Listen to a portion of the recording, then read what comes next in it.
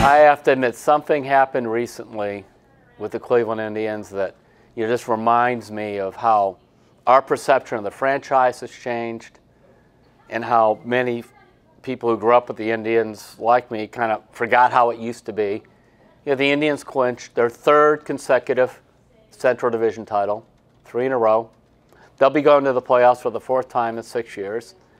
And it was like almost a yawner. I mean, granted, the Central Division is terrible, all that kind of stuff. But hey, a lot of the Indians teams I grew up with, and that means whether you grew up with the Indians in the 60s or the 70s or the 80s or the early 90s, none of those teams were going to win the Central Division this year.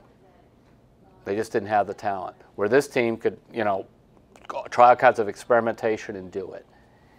And what we have seen from the Indians, I will say even the last 6 years since Terry Francona came here, is periods of good, very good to excellent baseball. Good being they've had no losing seasons. Their worst year was 81-80. Very good. For example, their first year here, they won the last 10 games in a row to finish 92-70 and make the playoffs.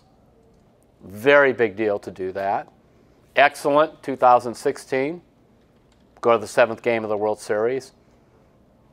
Outstanding regular season in 2017, 22-game winning streak, winning 102 games.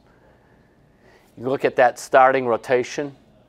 I did this the other day in my notes. And you have 4 starters among the top 12 and lowest ERA in baseball. Those starters being Corey Kluber, Trevor Bauer, Carlos Carrasco, Mike Clevenger, 4 of the top 12 in the American League, best starters with the Indians. Shane Bieber is one of the top young pitchers, starting pitchers in the American League as a rookie, 10-game winner.